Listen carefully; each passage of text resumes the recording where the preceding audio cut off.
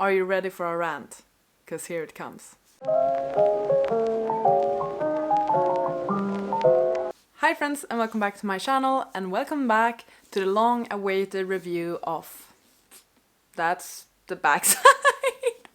Hi friends, and welcome back to my channel, and welcome back for the long-awaited review of 4 Ruined Realms by Mai Corland. 4 Ruined Realms is the sequel in the Broken Blade series. We have the first book over here, 5 Broken Blades. I have made a dedicated video review of that one as well, so if you haven't seen it, I highly recommend that you do, because I talk more about the plot in this one and issues I had in that first book that I hoped would be redeemed and fixed in this second book.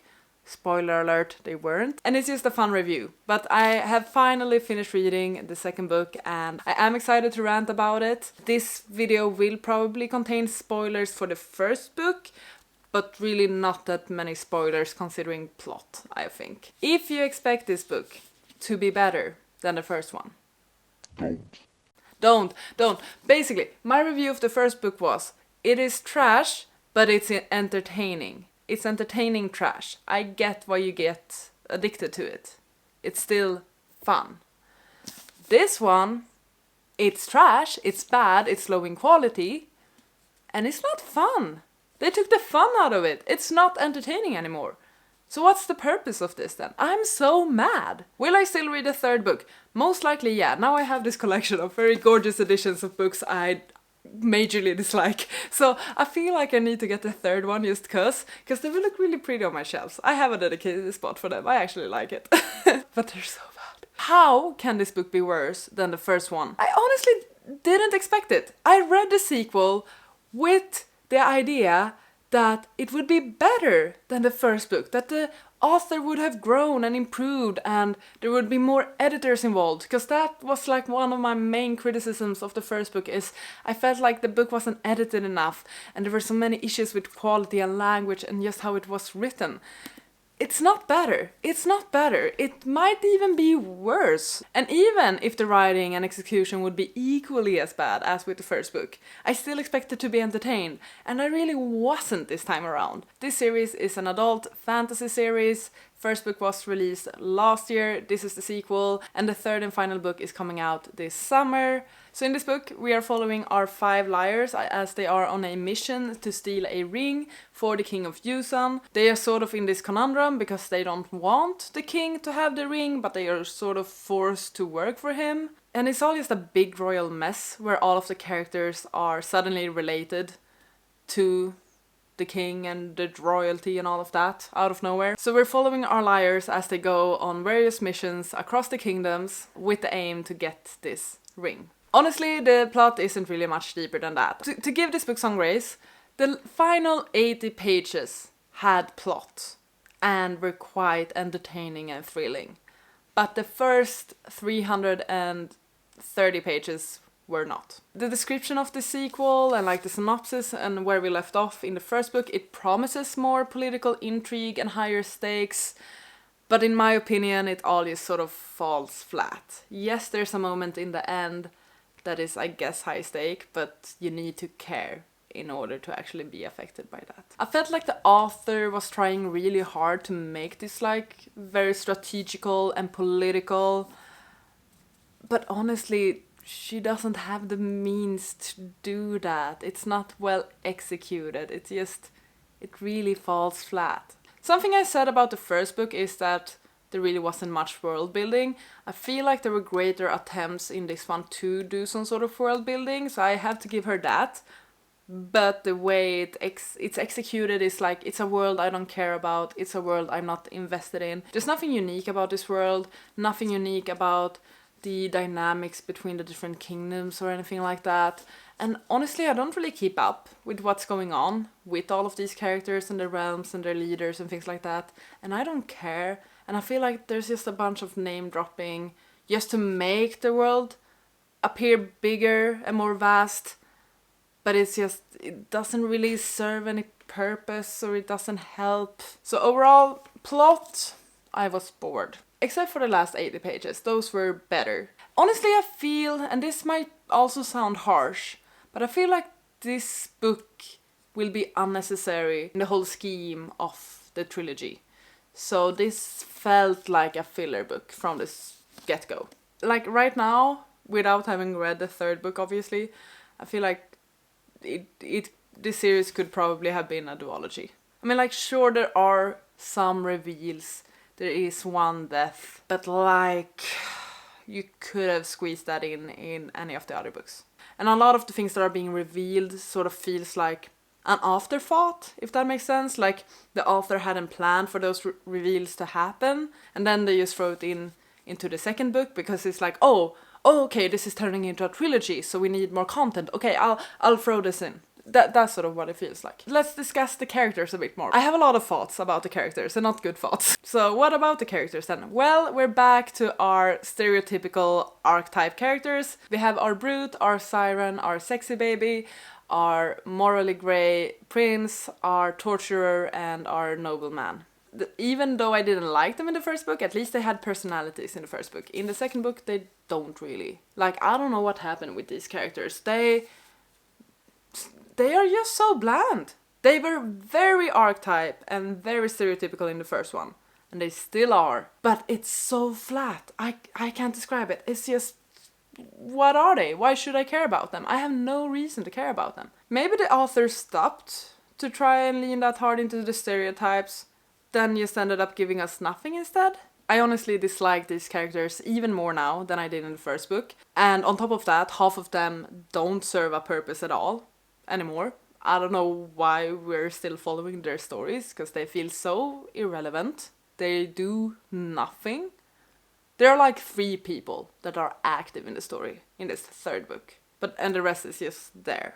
But of course our characters are still also coupled together. Romantasy, even though once again it's not that heavy on the romance. Yes, it's very insta-lovey. Yes, the characters are coupled together ever since the first book.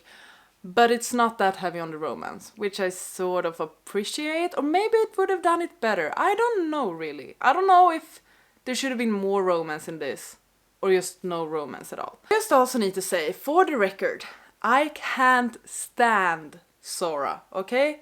There's a character in here, Sora. She's like a poison maid. And there's something about her. I couldn't stand her in the first book. I can stand her even less in the second one. They really tried super hard to make her into this beautiful, eye-catching, femme fatale sort of character with a super tragic backstory and like a very noble goal. And she's nothing else other than that. That's all she is. There's the storyline with her about her doing all of this and being involved in these quests because she wants to free her, like, sister, and that is constantly mentioned. Every single chapter of hers is about how noble she is, that she's doing all of this for her sister, and that's her one driving force. And like, we get it. You keep reminding us. We don't care about your sister, we don't care about you. We get it. And I feel like that's just a theme overall. These characters overall are so freaking repetitive.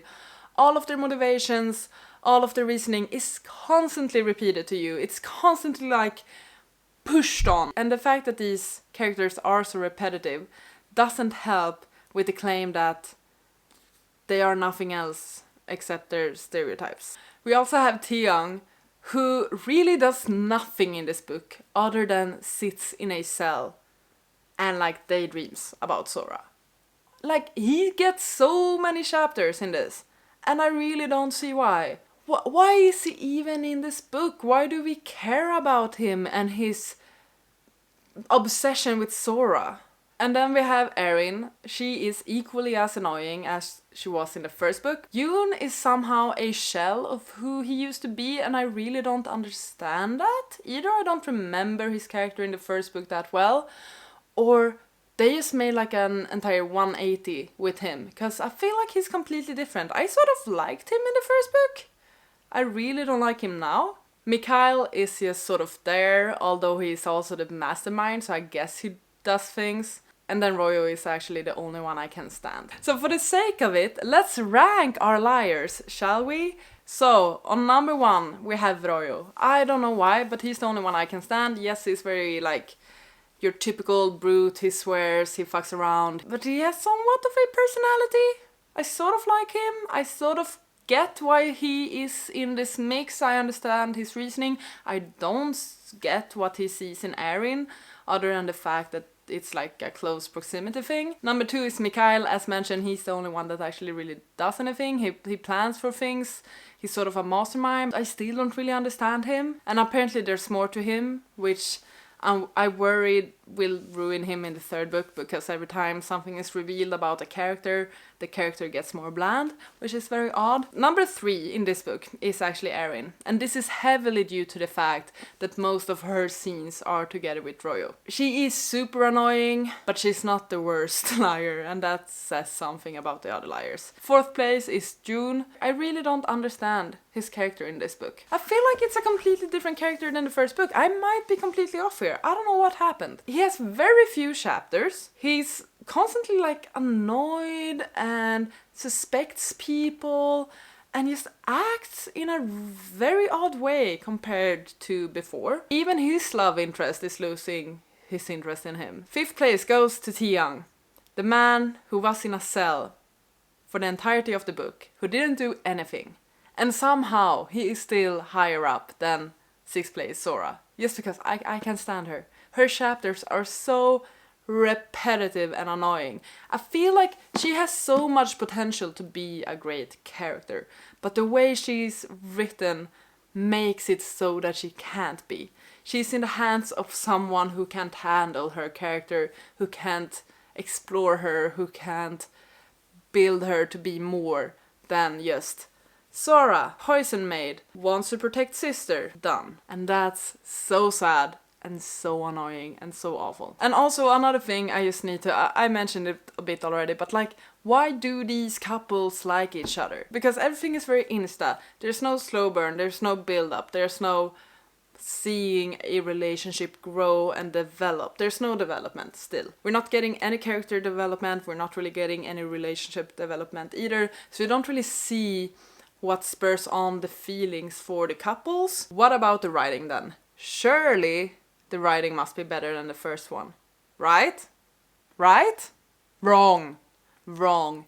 Dead wrong. It's worse. It's equally bad or even worse. The writing has mainly 2 issues, and these are issues I mentioned in my review for the first book as well. First issue, the big one, is that there's still so much telling not showing. Whenever anything of interest happens, we're told about it afterwards. There are so many occasions when the author actively chooses not to show us the action and then instead recaps it for us afterwards. Not necessarily in the last 80 pages. There were attempts on actually showing us some action there, but if that hadn't happened, I honestly believe that this author don't know how to write action scenes. I mean, not everyone knows how to write action scenes. I don't, but I haven't tried to write a grim, dark, epic fantasy with action scenes, so...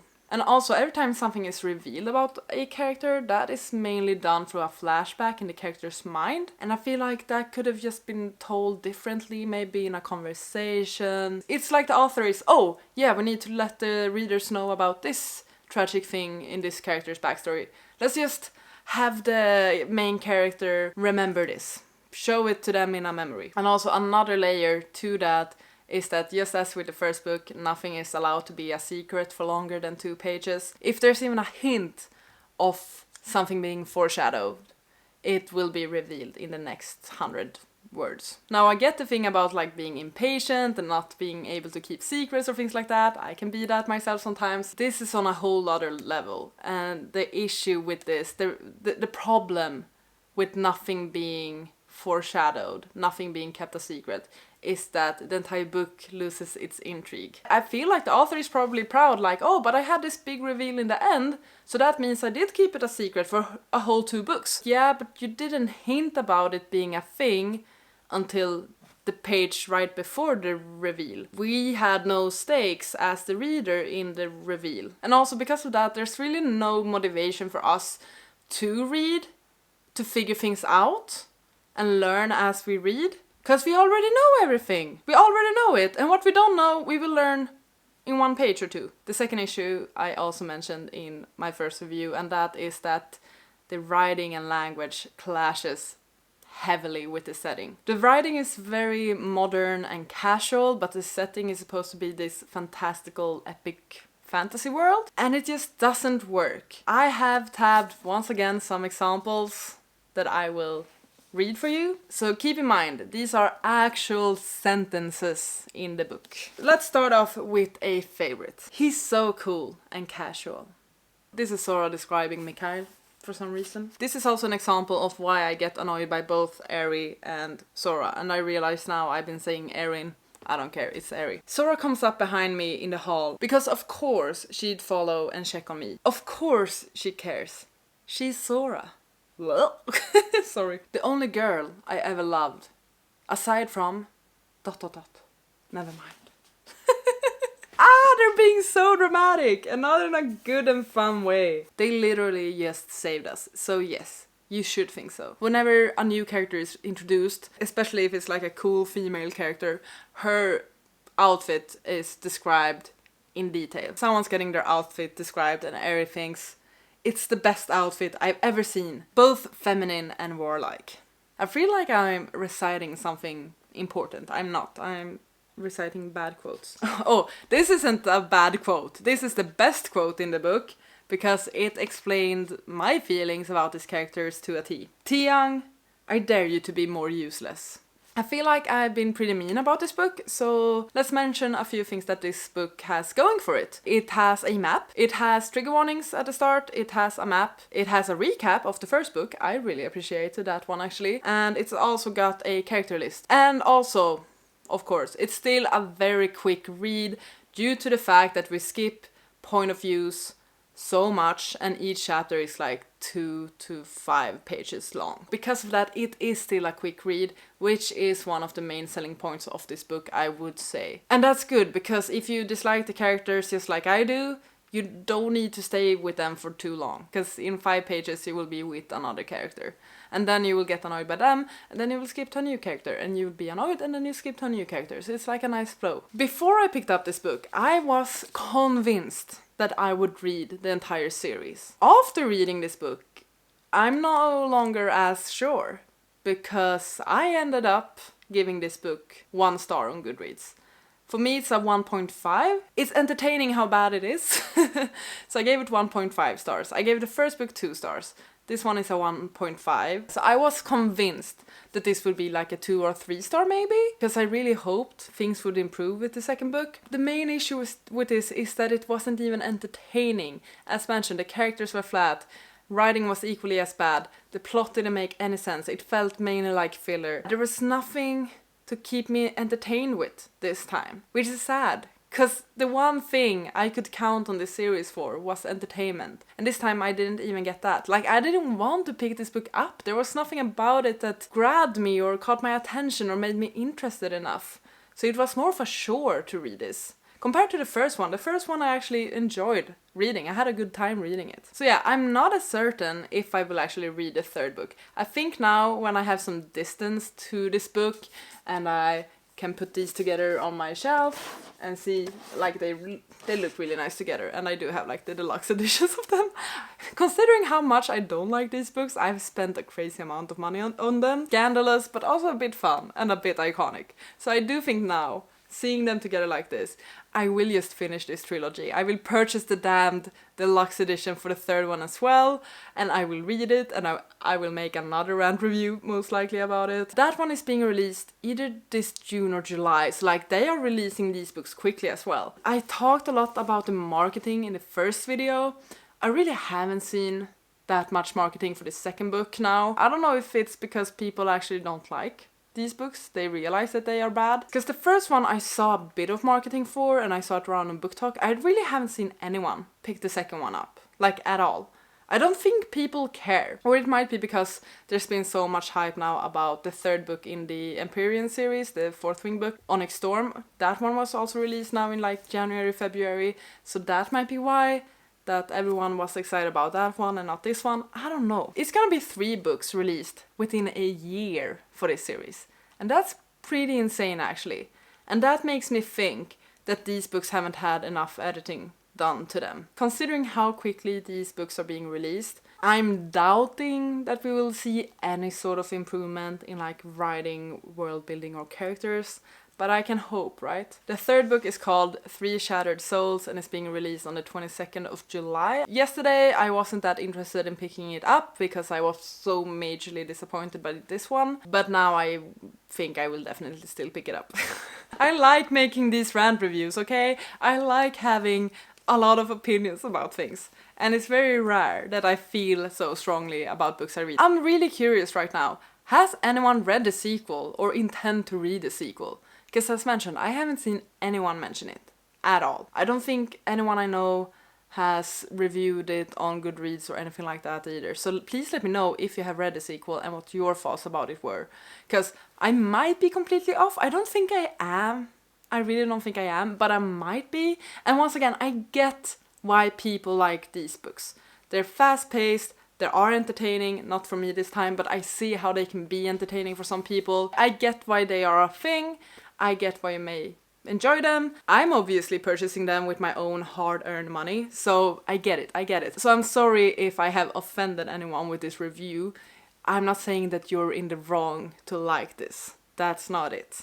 Okay, I myself have enjoyed trash throughout my years of reading. This series could have really been something interesting, but it's not planned, it's not thought out well. And I feel like that is what I got for you in this review. Thank you so much for watching this video. I really hope you enjoyed it. Please take care and I'll see you on the next one. Goodbye!